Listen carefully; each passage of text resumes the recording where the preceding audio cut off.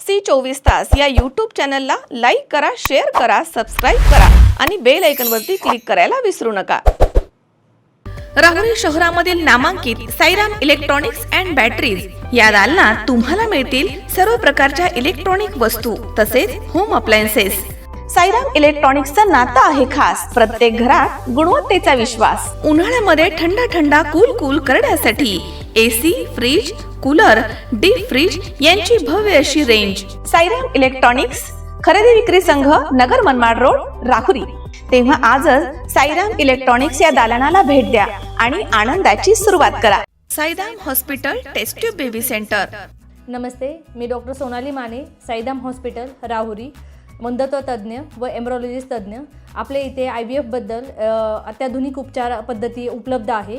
तर त्यामध्ये IVF, ICSI, embryo donation, egg freezing, sperm freezing तसेच सरोगसी माताबद्दल सल्ला पण आपल्या इथे दिला जातो। आपल्या इथे हमखास गुण येण्यासाठी प्रयत्न केले जातात। साईराम हॉस्पिटल, लॅप्रोस्कोपिक सेंटर आणि test baby centre, court area, Bhagyashree हॉटेलच्या पाठीमागे, राहुरी। पाठदुखी, कंबरदुखी, खांदादुखी, सांधेदुखी तसंच मणक्याच्या आणि पॅरालिसिस आजारांपासून डॉक्टरकडे जाऊन वैतागले आहात का? तर आहे ना राहुरीमध्ये आयुर्वेदिक खात्रीशीर उपचार। Doctor Melavane hospital and spines care therapy centre, Rahuri bus stand समोर। डॉक्टर केतन धनंजय मेळवणे, संपर्क 9890 42 52 40। 25 वर्षाची परंपरा, डॉक्टर मेळवणे हॉस्पिटल। HIV लसीकरणाबाबत सोशल मीडियावरती आणि इतर माध्यमांमधून अफवा पसरवल्या जात आहेत। या पार्श्वभूमीवर राहुरी तालुका आरोग्य अधिकारी दीपाली गायकवाड यांनी नागरिकांना सावध राहण्याचं आवाहन केलंय। 10 ते 15 वयोगटामधील मुलींनी ही लस आवर्जून घ्यावी आणि कोणत्याही अफवांना बळी पडू नये असं त्यांनी स्पष्ट केलंय। शासनाकडनं या लसीकरण मोहिमेची अंमलबजावणी 8 मार्च पासून सुरू करण्यात आली आहे। ही लस सुरक्षित असल्याचे त्यांनी म्हटलंय। मी स्वतः ही लस घेतली आहे असा उल्लेख करत मुलींच्या आरोग्यासाठी HIV लसीकरण अत्यंत महत्त्वाचं आहे असं गायकवाड यांनी माध्यमांशी बोलताना नमूद केलंय। आता आपल्याकडे महाराष्ट्र शासनाने 9 तारखेपासून 9 मार्च पासून माननीय आरोग्य मंत्री महोदयांनी 9 मार्च पासून सर्व महिलांसाठी म्हणजे 14 to 15 इयर्सच्या महिलांसाठी HPV वॅक्सिन इंट्रोड्यूस केलेला आहे। तर ह्या लसीबद्दल मी आधी थोडं सांगते की ही लस 14 years completed, 15 years not completed या लाभार्थ्यांना द्यायची आहे, फक्त मुलींनाच द्यायची आहे। तर या लसीमध्ये गार्डासिल 4 ही वॅक्सिन आहे। गार्डासिल 4 ही 2009 पासून यूज केली जाते, ती भारतात पण यूज केली जाते 2009 पासून, बट ती प्रायव्हेट सेक्टरमध्ये यूज केली जात होती। आणि 14 to 15 इयर्समध्ये ती फक्त एकच single dose is sufficient for 90% of efficacy. आणि 15 इयर्सच्या पुढे जर घ्यायची असेल तर आपल्याला 3 डोसेस घ्यावे लागतात। तर गार्डासिल 4 मध्ये कुठले कुठले सबटाइप्स आहेत व्हायरसचे? HPV is human papilloma virus. आता व्हायरसमध्ये 4 टाइप्स 6, 11, 16 आणि 18। 16 आणि 18 व्हायरसेस जे कॉज करतात 83% of total cervical cancers cause करतात। ती लस आपण आधीच 14 इयर्सच्या मुलींनाच देणार आहेत, सो दॅट त्यांच्यामध्ये ऑलरेडी अँटीबॉडीज असतील तर ते नवीन व्हायरस जर इंट्रोड्यूस झाला तर त्यांना तो कॅन्सर होणार नाही। बरं, आता ही वॅक्सिन फक्त आपण PHC अँड अबव म्हणजे PHC, RH, SDH, ग्रामीण civil hospitals and medical colleges इथे देणार आहोत।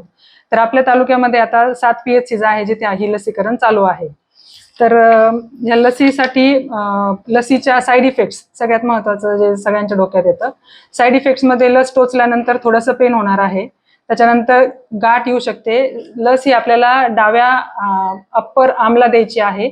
एक सिंगल इंट्रामस्क्युलर 0.5 ml चा डोस आहे। त्याच्यानंतर पॅरासिटामॉलची टॅबलेट पण दिली जाणार आहे। आपल्याला संमतीपत्र लागणार आहे पालकांचं, आणि तुम्हाला म्हणजे लाभार्थ्याला सर्टिफिकेट पण देणार आहे वॅक्सिनेशन टेकन म्हणून। जसं कोविडमध्ये आपण देत होतो तसं HPV टेकन असं एक सर्टिफिकेट पण देण्यात येणार आहे।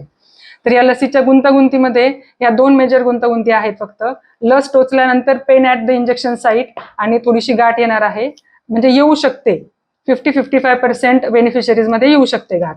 त्यानंतर फेंटिंग अटॅक्स जर त्या टाळायचे असतील तर सकाळी येताना पोटभर जेवण करून यायचं आहे त्या लाभार्थ्याला, आणि PHC अँड अबोवला आपल्याला ती लसीचा फायदा घ्यायचा आहे। बरं, ही लस का बरं महत्वाची आहे? कारण तो आजारच किंवा तो रोगच इतका डेंजर आहे। कॅन्सर सगळ्यांनी ऐकलेला असेल। बरं, हा एकमेव कॅन्सर असा आहे ज्याला लस उपलब्ध आहे. बाकीच्या कुठल्याही कॅन्सरला आतापर्यंत लस उपलब्ध नाही. ठीक आहे.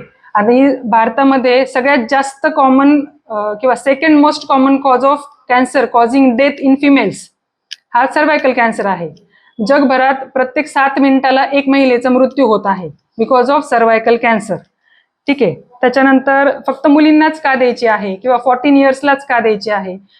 तसं according to research 9 to 14 years is appropriate age. But 9 वर्षाची मुलगी पुढे 14 वर्षाची होणार आहे. बट 14 वर्षाची 15ची झाल्यानंतर आपल्याला तिला 3 डोस द्यायचे आहेत अकॉर्डिंग टू स्टडीज. मग आता 14 वर्ष आपण जर पकडलं तर त्या मुलींना एकतर त्यांचं एज ग्रुप पण एक सिंगल डोस इज सफिशियंट 90% इफेक्टिव्हिटी देते ती वॅक्सिन. आणि 15च्या पुढे सो दॅट आपलं ते बर्डन पण वाढेल नंतर. आणि 14 नंतर ग्रामीण भागामध्ये म्हणजे बालविवाह पण होतात. त्याच्यामुळे आपल्याला 14 इयर्सच द्यायची आहे. त्याच्यानंतर फक्त मुलीच का? तर मुलींमध्येच कॉझिंग म्हणजे व्हायरस कॉझिंग कॅन्सर आणि डेथ हे जास्त आहे ॲज कम्पेअर्ड टू मेल्स. आता रिस्क बेनिफिट रेशो जर बघितला आपण म्हणजे वॅक्सिन घेतल्यानंतर मला बेनिफिट काय आणि रिस्क काय? बेनिफिट हा आहे की आतापर्यंत 50 कोटी महिलांनी जगभरात हे वॅक्सिन घेतलेलं आहे. त्यापैकी 2009 पासून एकाही महिलेला कॅन्सर झालेला नाही, सर्वायकल कॅन्सर. आणि पैकी एकीची ही डेथ ही वॅक्सिन घेतल्यामुळे झालेली नाही. त्याच्यामुळे हा जो संभ्रम आहे की डेथ होते हे एकदम खोटं आहे. ठीक आहे. त्याच्यानंतर सगळ्यात मोठं मिथ आहे की मुलं बाळ होत नाही किंवा पाळी डिस्टर्ब होते. तर मी स्वतः वॅक्सिन घेतलेलं आहे at the age of 25 years आणि मी 3 डोसेस घेतलेले आहे. एक डोस मला 3,500 पडला होता तेव्हा, मी जेव्हा 25 वर्षाचे होते तेव्हा. त्याच्यामुळे हे आपल्याला वॅक्सिन 14 वर्षालाच घ्यायचं आहे आणि मुलींनाच घ्यायचं आहे फक्त. काय आवाहन करतात लोकांमध्ये?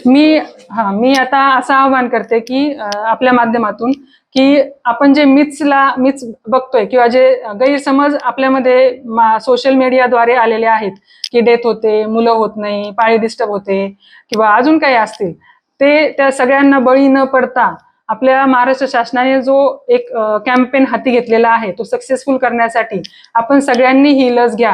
आता जी व्यक्ती सोशल मीडियावर बोलती आहे त्यांना वॅक्सिनचा व्ही पण माहिती नाहीये आणि ही वॅक्सिन आफ्टर 10-15 इयर्स ऑफ रिसर्चच मार्केटमध्ये येते कुठलीही वॅक्सिन. त्याच्यामुळे सायन्सवर आणि डॉक्टरांवर विश्वास ठेवा. आपल्या नजीकच्या प्रायव्हेट डॉक्टर्सला विचारा एकदा लस घ्यायची की नाही, ते पण निश्चितपणे सांगतील की ही लस घेतली पाहिजे. आणि याच्या पुढे जाऊन सांगते, सगळ्यांकडे अँड्रॉइड फोन्स आहेत तर तुम्ही गुगल करा किंवा ChatGPT वर विचारा HPV वॅक्सिन बद्दल, तर तिथे पण तुम्हाला पॉझिटिव्ह भेटणार आहे. तर हे मिथ्सला किंवा ह्या फेक व्हिडिओजला तुम्ही बळी न पडता सगळ्यांनी जास्तीत जास्त लसीकरण म्हणजे त्या एज ग्रुपनी 100% लसीकरण करून घ्या. थँक्यू. मनोज साळवे, C24 तास, राहुरी.